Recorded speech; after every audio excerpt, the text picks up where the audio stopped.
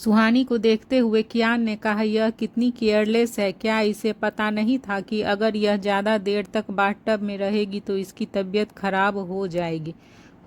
क्या हो गई? और इसके यह गीले कपड़े, अब मैं क्या करूं? सुहानी बेहोशी के हालत में भी ठंड से कांप रही थी। कियान ने उसे कांपते देखकर उसे ब्लैंकेट से अच्छे से ढक दिया। डॉक्टर खन्ना 20 मिनट में ही कियान के विला पहुंच गए थे।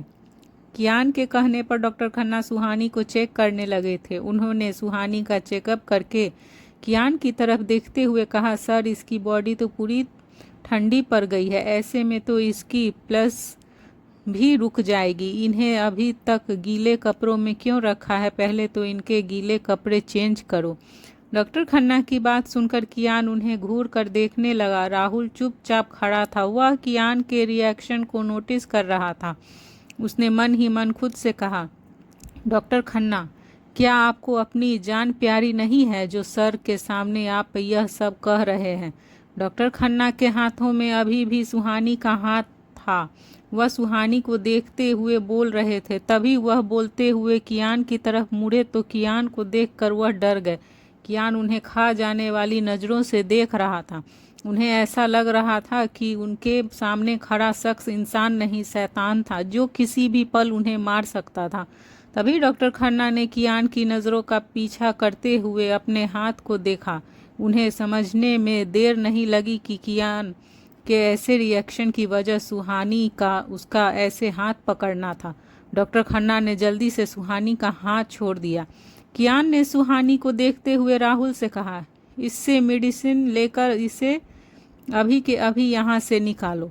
डॉक्टर खन्ना कियान की बात सुनकर शॉक्ड में उनसे देखने लगे। वह उसके फैमिली डॉक्टर थे और आज कियान उन्हें ऐसी ट्रीट कर रहा था, यह उनके लिए अनएक्सपेक्टेड था। पर उनकी हिम्मत नहीं हुई कि वह आगे कुछ भी कह सके। फिर डॉक्टर खन्ना राहुल के साथ चुपचाप वहाँ से चले गए। उनके जाने के बाद कियान ने सुहानी को देखते हुए कहा, हर बार तुम खुद को प्रॉब्लम में डाल देती हो और तुम्हें प्रॉब्लम से निकालने के लिए मुझे आना पड़ता है। अब तुम्हारे यह कपड़े, इन्हें कैसे चेंज करूं मैं? कियान को यह काम बहुत मुश्किल लग रहा था। उसे समझ नहीं आ रहा था कि वह सुहानी के कपड़े कैसे चेंज करे। कियान ने सुहानी को एक नज़र देखते हुए कहा कि प्रॉब्लम में डाल दिया है इस लड़की ने मुझे। यह कहते हुए वह कबर्ड के पास गया और उसने कबर्ड से अपनी एक वाइट रंग की शर्ट निकाली और उसे लेकर सुहानी के पास आ गया। अपने हाथ में पकड़ी शर्ट को देखकर कियान ने सुहानी की तरफ देखा और एक गहरी सांस लेकर उसके ऊपर से ब्लैंकेट हटा दिया। उसने बेहोश पड़ी सुहानी को एक नज़र देखकर मुंह घुमा लिया और अपनी मुट्ठी को कसकर बंद कर ली।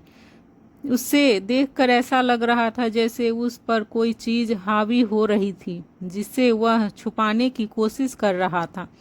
उसने अपनी मुट्ठी को इतनी कस कर बंद की हुई थी कि उसके रिस्ट से लेकर एल्बो तक की नसें उभर गई थी, जो इस बात को प्रूफ कर रही थी कि वह खुद को कंट्रोल कर रहा था।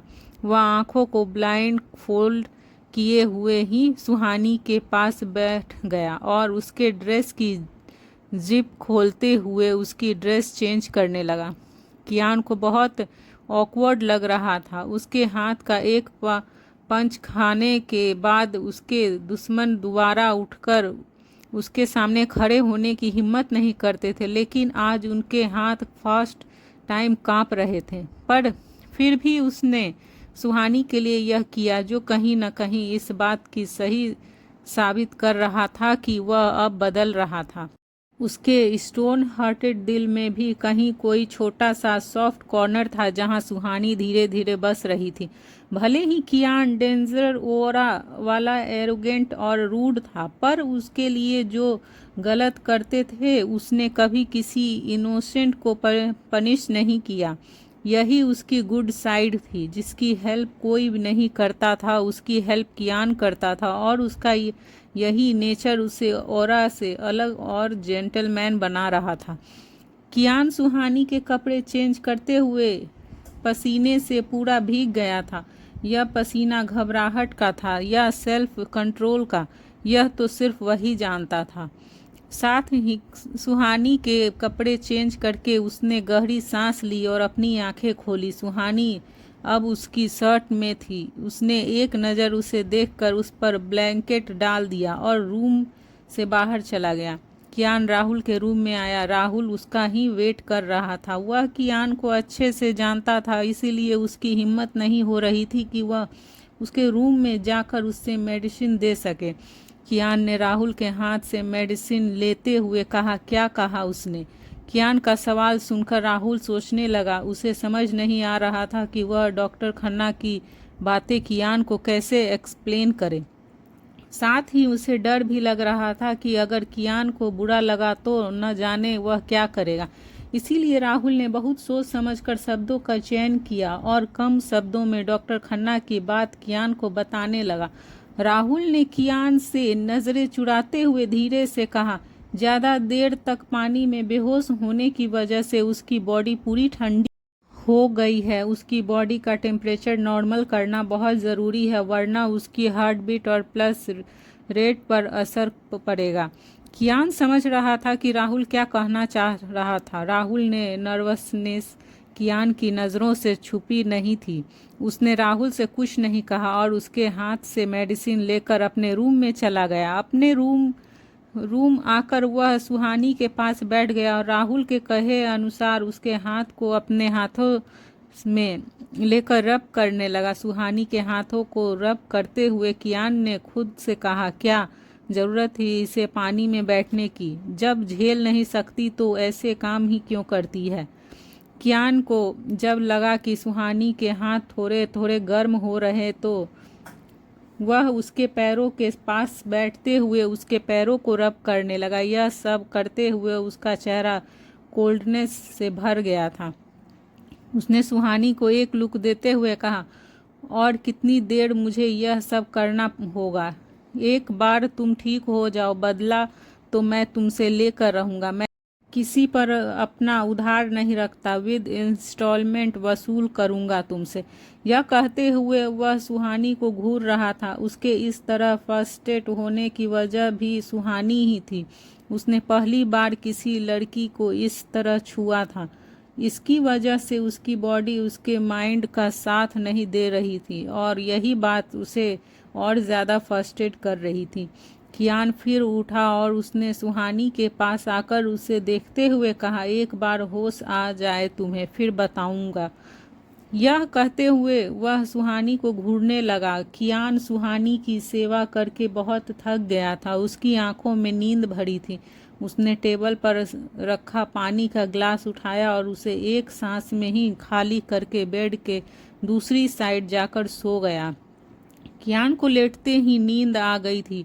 जहाँ एक तरफ कियान थक कर सो रहा था तो वहीं दूसरी तरफ सुहानी को होश आ रहा था, पर नींद ने उसे भी अच्छे से अपने कब्जे में कर रखा था। साइड राइट सोने की आदत की वजह से सुहानी फिर से सरकते हुए कियान के नज़दीक आ गई थी और एक छोटे बच्चे की तरह सिकुड़ कर कियान के सीने से अपना सर छुपाए सो रही थी। फिर उसने धीरे धीरे करके अपने सिकुड़े हुए हाथ पैरों को कियान के ऊपर फैलाना शुरू कर दिया था। कियान भी गहरी नींद में था। उसने भी सुहानी को बाहों में भर लिया था। वहीं अगली सुबह कियान की जब आंख खुली तो उसने फिर से सुहानी को पहले की तरह ही खुद पर लेटा हुआ पाया। उसने आंखें बंद करके मन में ही खुद से कहा, क्या है यह लड़की? पूरा बेड खाली है और यह मुझे बेड समझकर मेरे ऊपर ही सो रही है। सुहानी के इतने करीब होने की वजह से उसे स्ट्रेस फीलिंग आ रही थी। उसे अपनी बॉडी में कुछ बदलाव महसूस हो रहे थे, जिन्हें महसूस करके उसने एक बार फिर अपनी मुट्ठी कसकर बंद कर ली थी।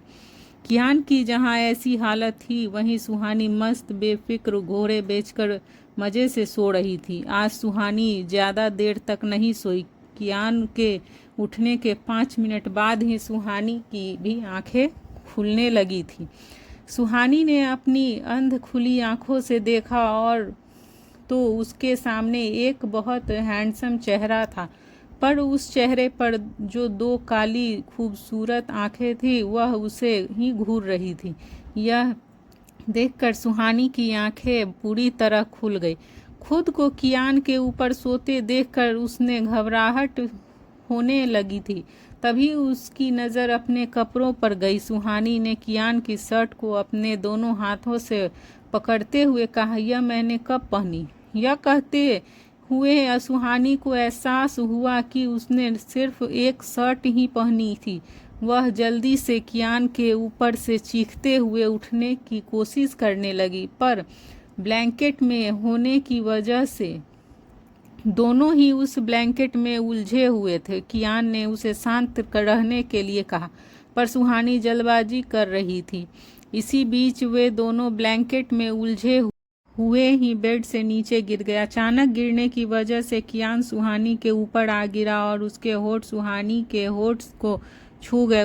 उसकी एक्सीडेंटली किस हो गई थी। सुहानी की आंखें शौक में बड़ी हो गई और वह कियान को अपने दोनों हाथों से धक्का देने लगी।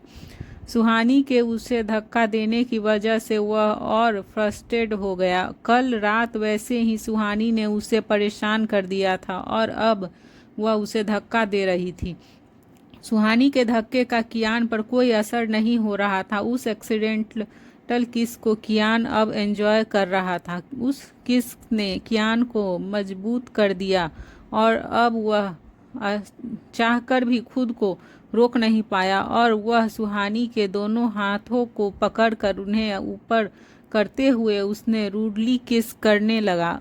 उस किस में कियान की फ्रस्ट्रेशन निकल रही थी जिसे वह कल रात से बर्दाश्त किए हुए था।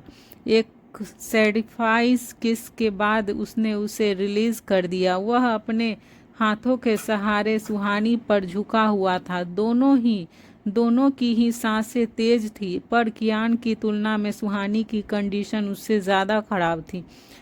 कियान ने उसे देखते हुए गहरी आवाज़ में कहा, अपनी सांसों को कंट्रोल करो, यह मुझे अनकंट्रोल कर रही है।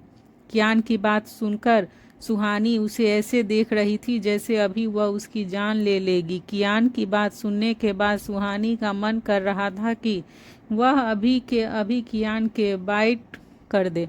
फिर सुहानी ने कियान को जोर से धक्का देकर खुद से दूर कर दिया। सुहानी उलझे हुए ब्लैंकेट से खुद को निकालने लगी। वह कियान को और सुनना चाहती थी, इसीलिए उसने कियान को अपनी उंगली दिखाते हुए कहा, आप अपने फिर से। वह इतना ही कह पाई थी कि तभी वह कियान को देखकर रुक गई। उसने कियान को एक ही दिशा में घूरते देखकर उसकी नज़रों का पीछा किया। वह देखकर चौंक गई। कियान उसके पैरों को देख रहा था। कियान की शर्ट सुहानी के घुटनों से थोड़ा ऊपर थी, जिसकी वजह से उसके खूबसूरत पैर दिख रहे थे। कियान को खुद को ऐसे घूरता देखकर उसने जल्दी से फ्लोर पर पड़े ब्लैंकेट को उठाकर खुद को कवर करते हुए कहा, आप ऐसा कैसे कर सकते हैं? कियान ने सुहानी की बात को इग्नोर करके उसे कहा, तुम यह सब क्यों कर रही हो? तुम्हारे कपड़े मैंने ही तो चेंज किए हैं। यह कहते हुए कियान के चेहरे पर कोई एक्सप्रेशन नहीं था। तो वहीं यह सब सुनकर सुहानी का चेहरा शर्म से लाल हो गया था। उसकी बातें सुनने के बाद वह जमीन में धंस जाना चाहती थी। उसने शर्म से अपनी नज़रें नीची कर ली। कियान उसे ब्लश करता देखकर मंद मंद मुस्कुरा रहा था। कियान ने को सुहानी को परेशान करने में एक अलग ही मज़ा आ रहा था। फिर वह धीरे धीरे अपने कदम सुहानी की ओर बढ़ाने लगा। कियान को फिर से अपने नज़दीक आता देखकर सुहानी की आंखें शौक में बड़ी हो गई।